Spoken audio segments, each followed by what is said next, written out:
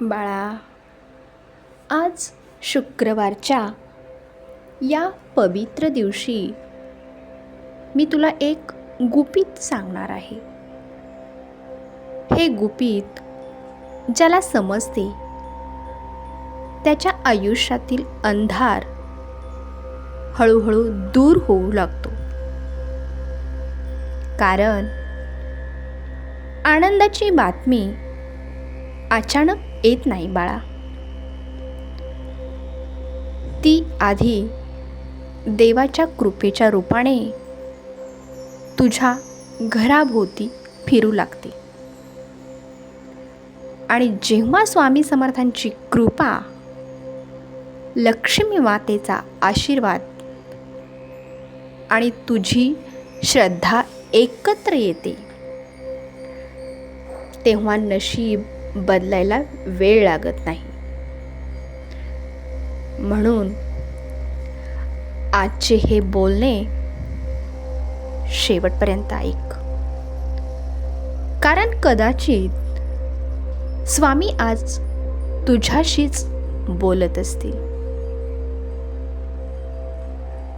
बाळांनो, जीवनात प्रत्येकजण आनंद शोधत असतो.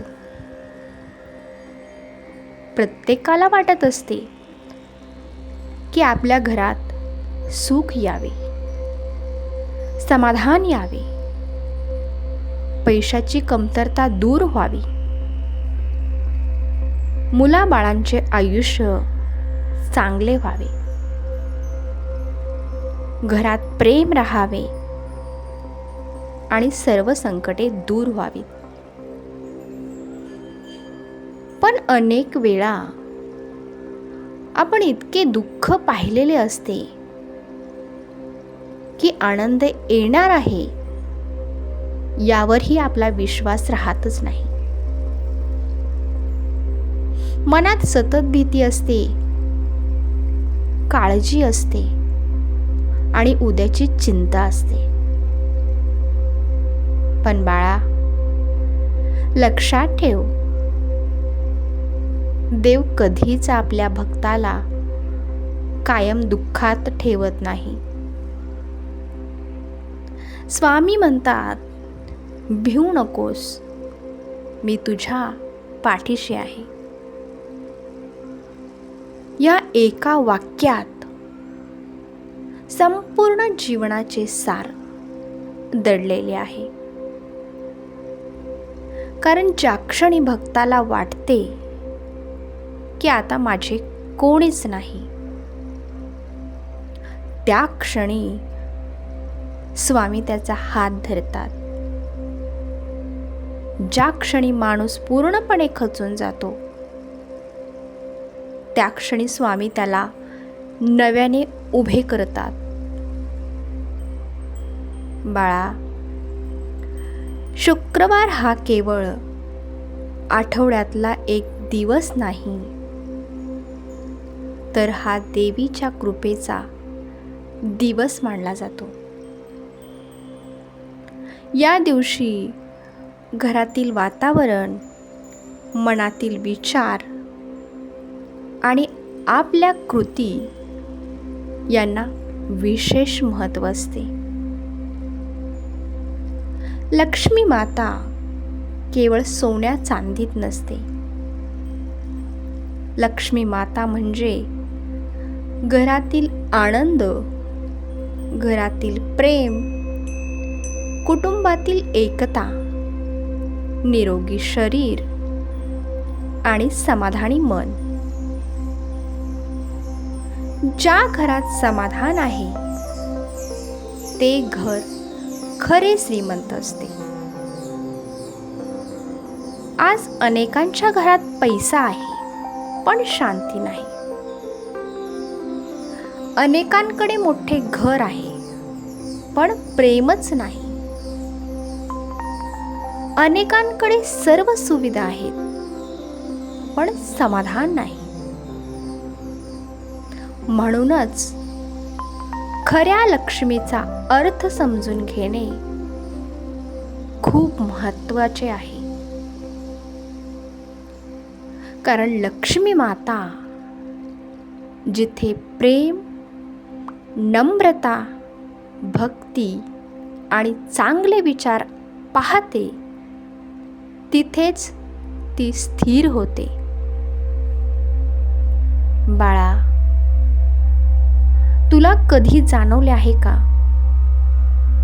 काही दिवस असे असतात की विनाकारण मन प्रसन्न वाटते. कोणतेही विशेष कारण नसते तरी मन हलकेसे वाटते. घरात शांत वातावरण असते. भांडणं कमी होतात. मन देवाकडे जास्त ओढलं जातं.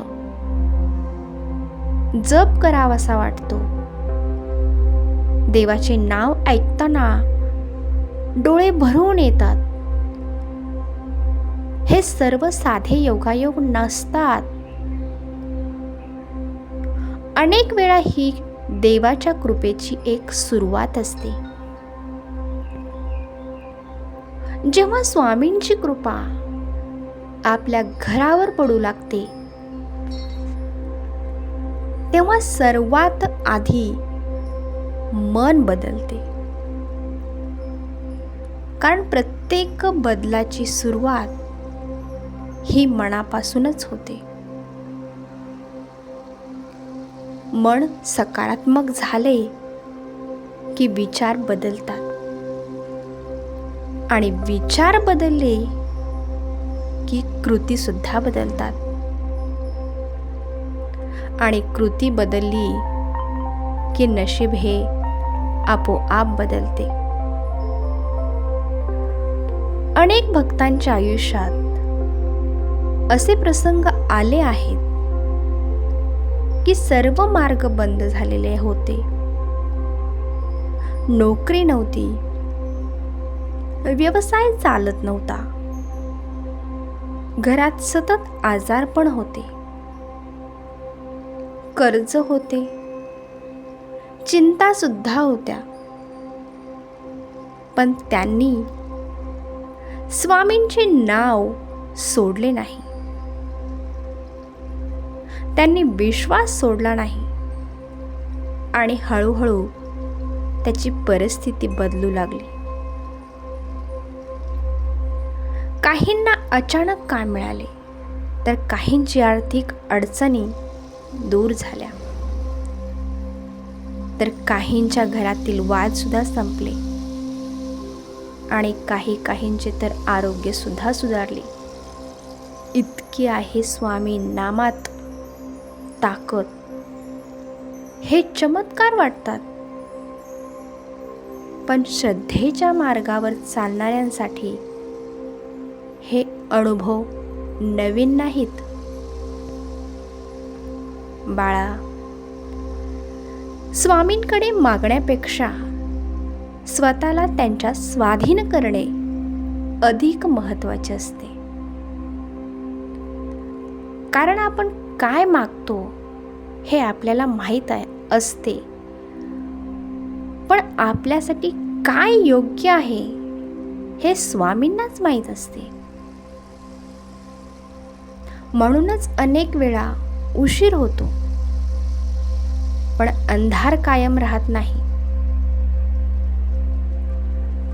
आपण जेव्हा मनापासून श्री स्वामी समर्थ,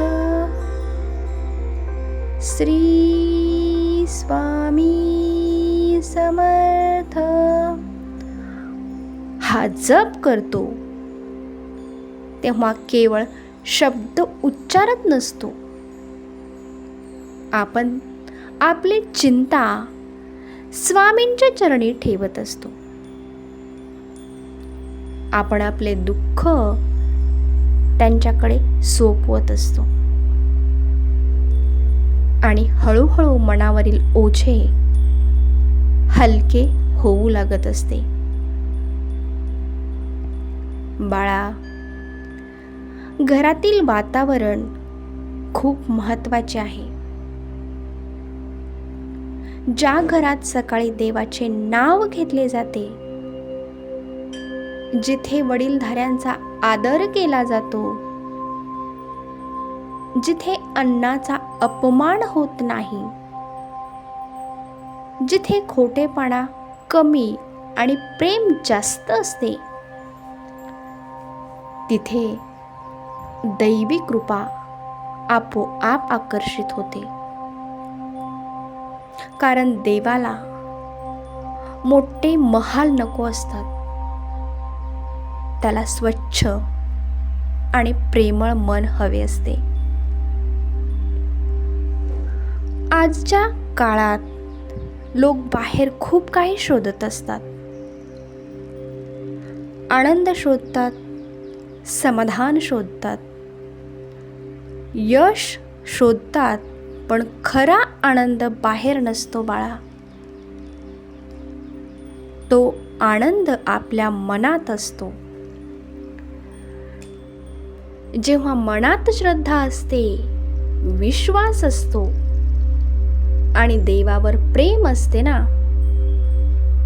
तेव्हा परिस्थिती कितीही कठीण असली तरी माणूस तुटत नाही.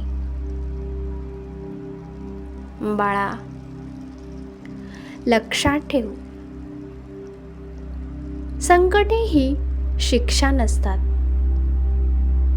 अनेक वेळा ती आपल्याला अधिक मजबूत बनवण्यासाठी आलेली परीक्षा असते. जसे की सोन्याला जितके तापवले जाते ना, तितकेच ते अधिक चमकत असते.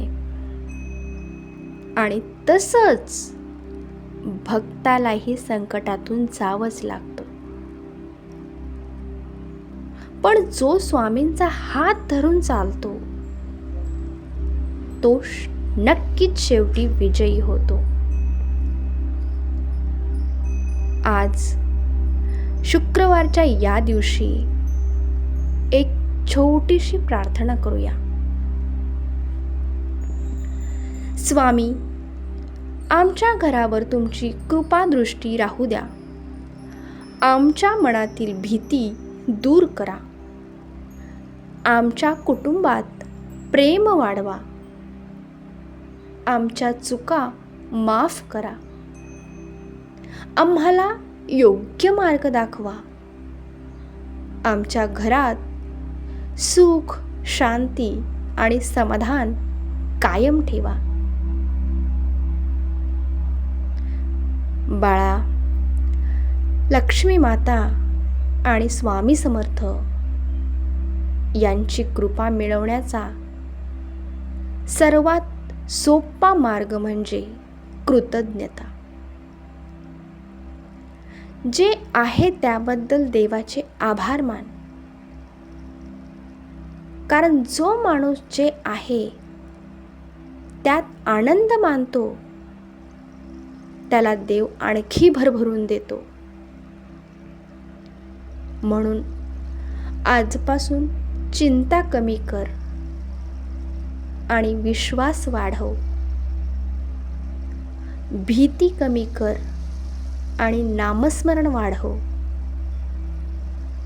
तक्रार कमी कर आणि प्रार्थना वाढव.